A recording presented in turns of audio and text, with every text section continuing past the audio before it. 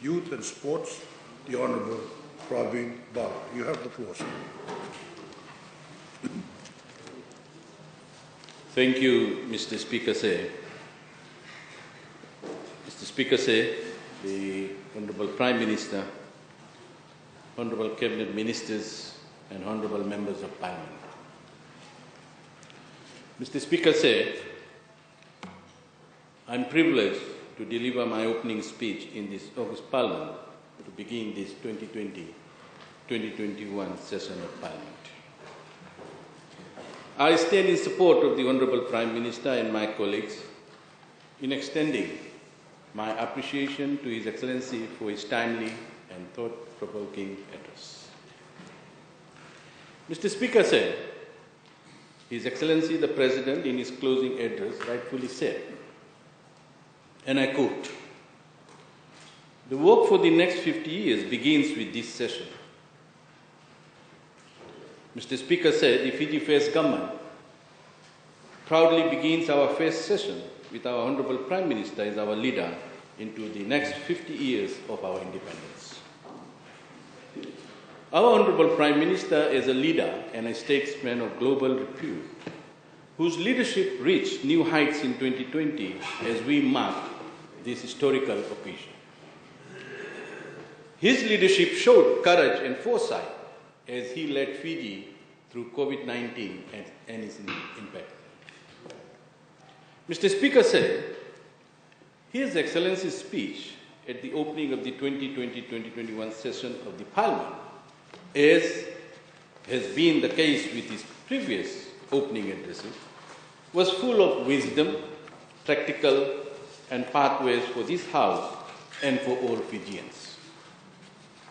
I would like to affirm that my role and that of my ministries, namely Employment, Productivity, Industrial Relations, Youth and Sports, is in the service of all Fijians like other government ministries. This aligns the Fiji First Government's principle of all Fijians first when it comes to service and its delivery. That is our mandate, Mr. Speaker, sir, and that is our mantra, our continuous commitment to the betterment of all Fijians. The Fiji First Government is built on this platform as it has been from day one in the government. It is a platform that His Excellency the President reminded us that is enshrined in the Bill of Rights embedded in our Constitution. Mr. Speaker said, His Excellency added that these rights to protect every Fijian and the government was demonstrated in the well-thought-out course of action by the Fiji First Government when it took bold steps in closing our borders to contain the COVID-19 pandemic. I express again our gratitude to our frontline personnel at our borders, in the hospitals, and wherever deployed in conducting their roles with commitment and at the times risking their life and that of their loved ones. As we look forward to medical development, Mr. Speaker said, to control COVID-19, we must abide by the words of His Excellency the President, that we must maintain our discipline and leadership to safeguard the health and well-being of all Fijians. Mr. Speaker said, it is on this note of not letting our guards down, I would like to move on to reiterate what I said in the last Parliament sitting, that a healthy and a safe workplace is more productive workplace.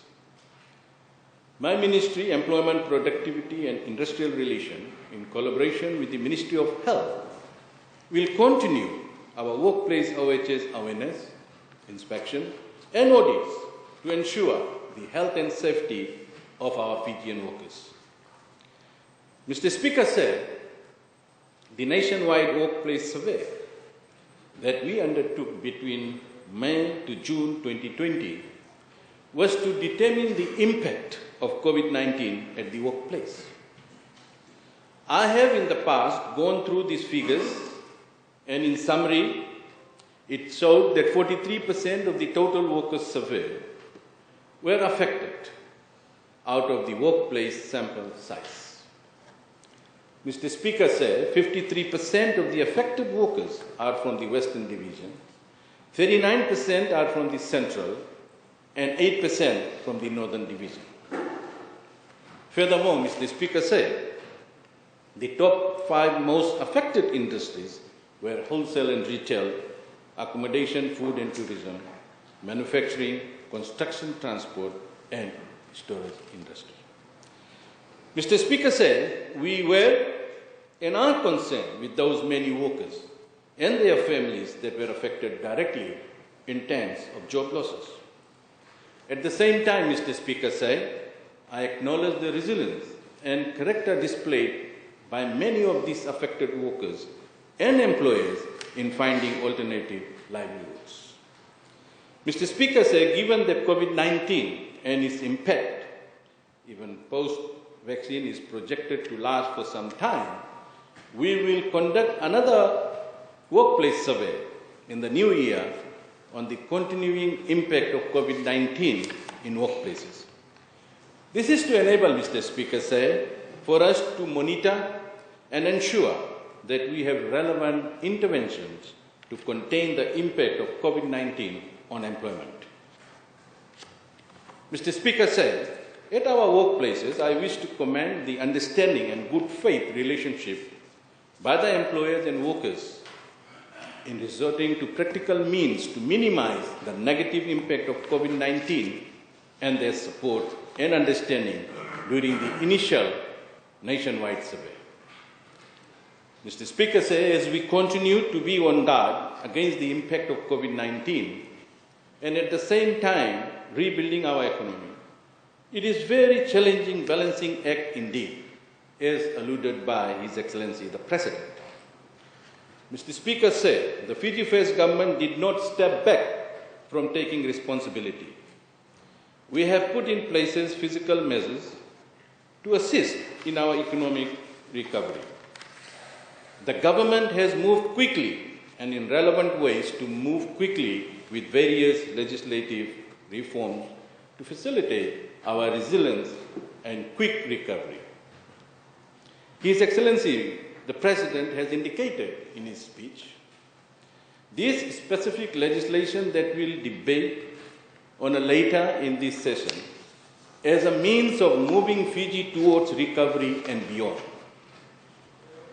Mr. Speaker said, in an uncertain and complex environment, the Fijivillage government has shown its ability to provide decisive leadership in responding to changes in the internal and external environment.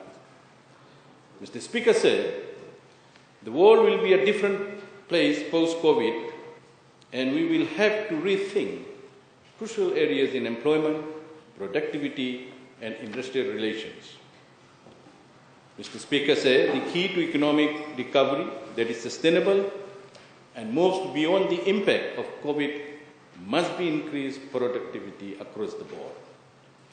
There are no shortcuts or easy road to recovery. Many times, Mr. Speaker said, we hear of Singapore being the gold standard as an example of productivity and economic activity.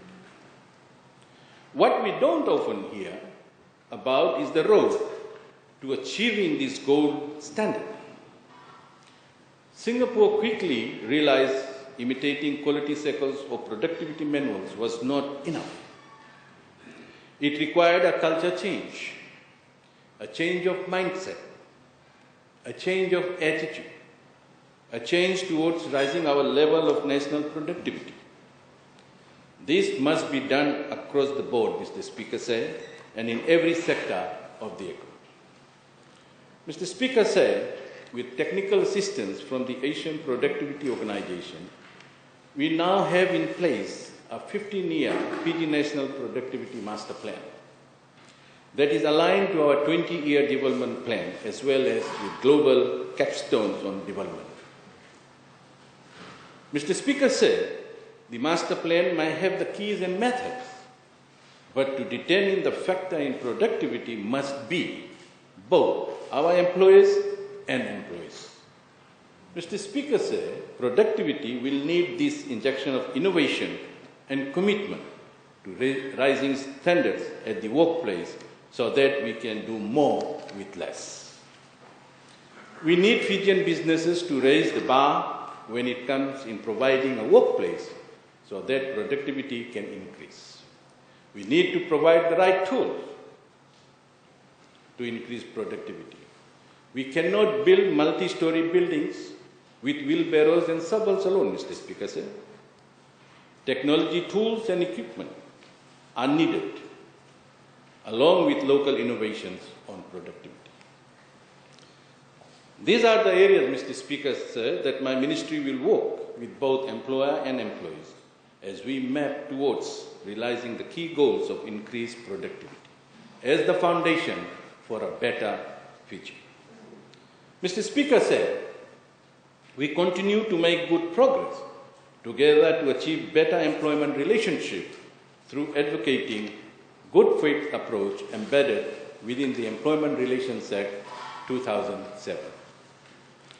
Mr. Speaker said the Labour Mobility Program established under the National Employment Centre Act 2009 is an avenue that is contributing towards fulfilling the Fijian government's COVID-safe economic recovery framework. Mr. Speaker said on 25th of November, we have witnessed the first lot of 172 Fijian workers departing to work in Australia on a 3-year work visa in the meat industry. Under the Pacific Labour Scheme, Mr. Speaker said, it is encouraging to see the smiles and excitement by these workers on their way to 3 years of sustained work and skills development. Mr. Speaker said, we will send an additional 186 workers in January 2021, followed by similar number in either March or April 2021. In total, we anticipate to send around 500 workers to Australia under the Pacific Labour Scheme in the next 4 months. Mr. Speaker said the positive multiplier effect of Fijians under the Pacific Labour Scheme is going on a 3-year work visa is very significant towards our economic recovery. The spin-offs include, among others, are remittance inflow, family income, growth of new small and micro enterprises, new skills and experiences. Mr. Speaker said the other mobility programs are already in the pipeline, notably between the Fijian government and the New Zealand government. And that is in regards to the seasonal workers, Mr. Speaker said. On the local front, Mr. Speaker said, my ministry is assisting our local employers in providing attaches and volunteers as part of the NEC services. In addition, my ministry introduced an open market day in Suva where the unemployed and workers affected by the COVID-19 sold their products. These initiatives, including the Cash for Work program, will be replicated in other parts of Fiji, Mr. Speaker said. Mr. Speaker said, in the current COVID-19 pandemic, it is important that our Fijians understand their skills and how important their employment experience equips them to work in new jobs. Mr. Speaker said, my ministry had advertised an expression of interest for a number of short courses a few weeks back.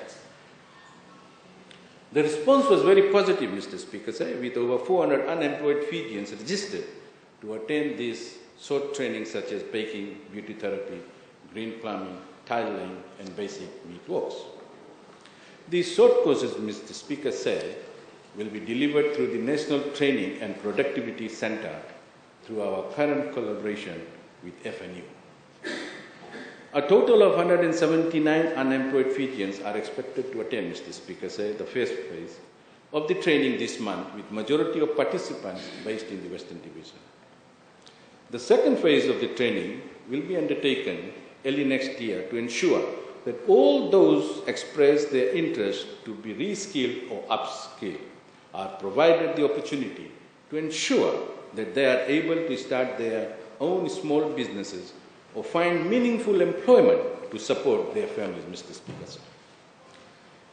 Mr. Speaker said the mediation service of my ministry in its 10 years has never faced the most challenging times as it did during this pandemic period, and immediately found itself in the forefront, having to mediate the influx of employment grievances cases as a result of loss of jobs, Mr. Speaker said.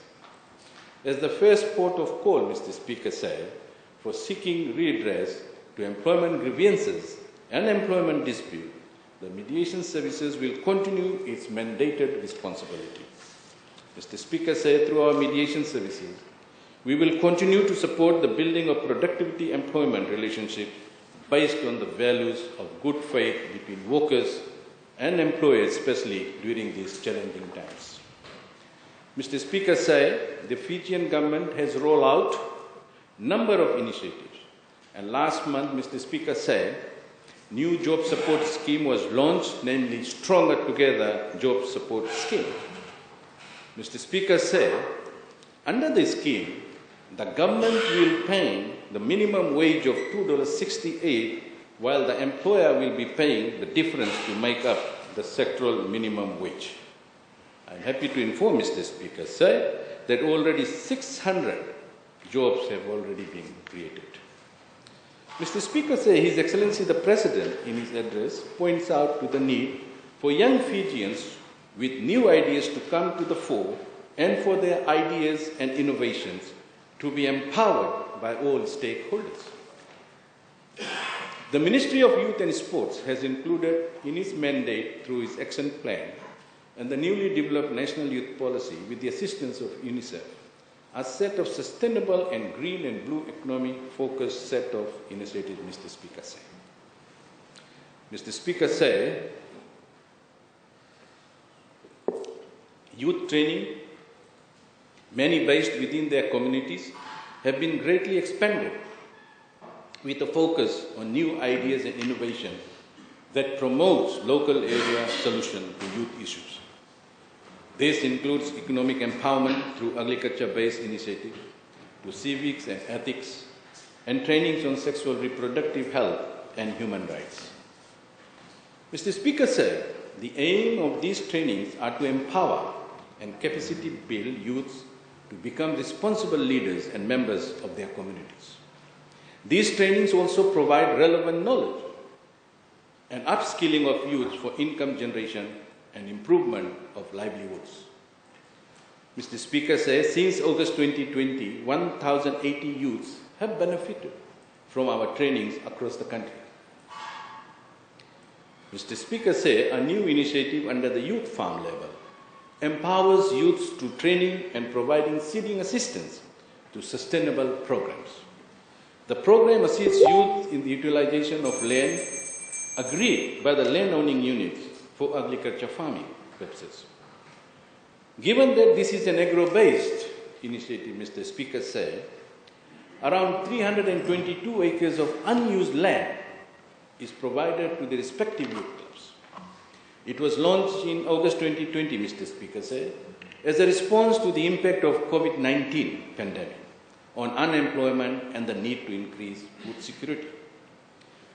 Mr. Speaker said, so far we have assisted 71 youth clubs with 1,893 youths to benefit across the country. We anticipate an increase in the youth participation, Mr. Speaker said, given the impact of these programs on the ground, and we hope that we will be able to provide them with a ray of hope through these programs. Mr. Speaker said, the Ministry has continued to promote sports and wellness programs under the COVID-safe protocols. And I am pleased, Mr. Speaker said, to report that Fiji, unlike many countries globally, has managed to sustain its community, local and national sports competition. I congratulate all sporting bodies at all levels, especially at the national level, for continuing and ensuring that the show must go on despite the difficulties imposed by COVID-19. This has not been easy, Mr. Speaker said, and I also warmly thank and document my appreciation to all the stakeholders, and in particular the sponsors and officials for continuing to work together to keep our tradition as a small but great sporting nation. My ministry, Mr. Speaker, under its sports department, recognize the continued value of professional sports and remittance from it. This has continued despite the impact of COVID-19, and we will continue to work closely and national organizations to promote professional sports as a viable employment route for our youth. In this regard, Mr. Speaker, the Ministry will work towards more girls and women being offered pathways in this area to address the gender imbalance. Mr. Speaker, His Excellency the President, in his opening statement, indicated that we are opening this session of Parliament during a global crisis, COVID-19. Since then, Mr. Speaker, there is a light at the end of the tunnel, with some government approving the first-line COVID-19 vaccine. Mr. Speaker, the Fiji first government is taking the necessary reforms to ensure we cushion and minimize the negative impact of this pandemic to our people. As it has from day one, Mr. Speaker, and as it will continue to do so until this pandemic is firmly under control. We must continue to remain vigilant, and His Excellency the President stated in his address, we must also plan for our recovery and bounce back into a new normal. Mr. Speaker, I thank you and I look forward to the upcoming 2020-2021 parliamentary sessions as we continue to put Fiji first in saving all Fijians. Minaka, and thank you.